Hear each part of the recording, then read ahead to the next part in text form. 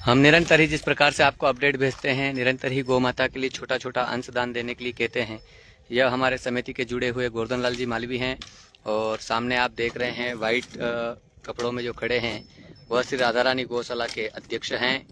और निरंतर ही हम सभी को कहते हैं, माननीय अध्यक्ष जी महोदय भी 10 चद्दर का सहयोग श्री राधा रानी गौशाला तीर्थ गोधाम में दिया गया है।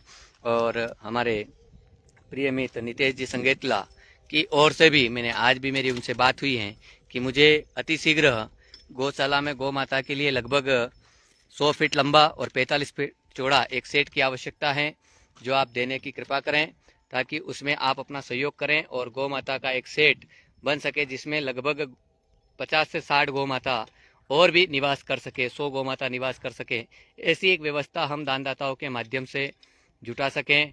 आप सभी क्षेत्र के गौ भक्त जितने भी हमसे जुड़े हुए हैं उनसे भी कहना चाहूँगा कि आप अपनी ओर से एक चद्दर आधा चद्दर जितना भी हो सके सहयोग जरूर प्रदान करें ताकि इस गौ माता को सुरक्षित जगह मिल सके, सूखी जगह मिल सके।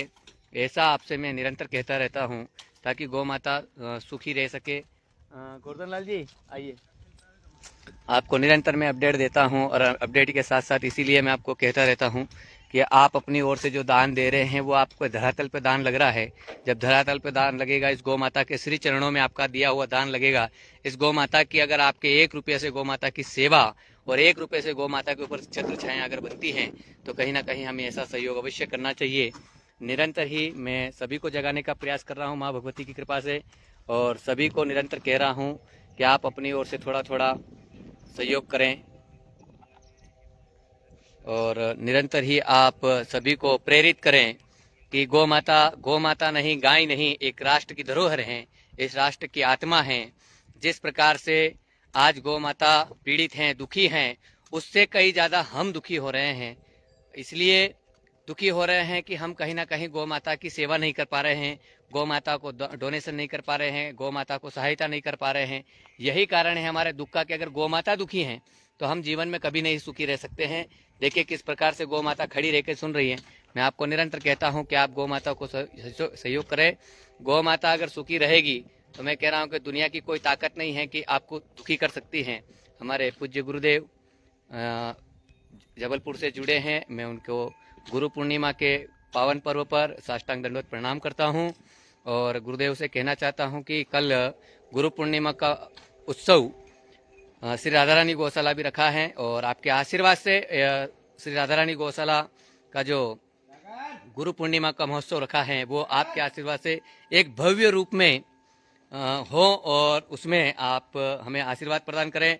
गौ माता तो हमें आशीर्वाद प्रदान कर ही रही हैं, लेकिन गुरु भी आशीर्वाद प्रदान करें ताकि जो आयोजन हमने रखा है वो एक ऐसे सफल हों कि वास्तविक जिस प्रकार से आज हम मन क्रम वचन लगन से गौ माता की जो सेवा कर रहे हैं, कहीं ना कहीं सभी का गौ माता का आशीर्वाद मिले, सभी पे गौ माता की छत्र छाया बने।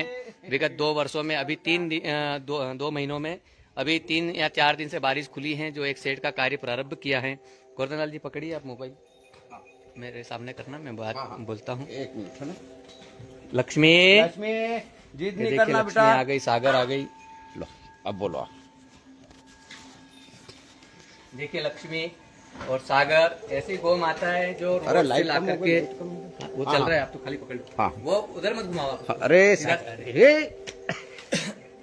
आप देखिए जिस प्रकार से ऐसी सुंदर सुंदर प्यारी प्यारी गौ माता जो रोड पे निवास करती थी, आज उन गौ माताओं की ला करके गौ सेवा गौशाला हो रही है। जो गौ माता दर दर पन्नी खाने को मजबूर है, प्लास्टिक खाने को मजबूर हैं, बैठने के लिए जगह नहीं है, बारिश में भीग रही हैं, ऐसी गौ माताओं की सेवा यदि गौशालाओं में हो रही है तो हमें कहीं ना कहीं थोड़ा थोड़ा अंशदान भेजना चाहिए और उस अंशदान से, आपके अंशदान से गौ माता की सेवा हो।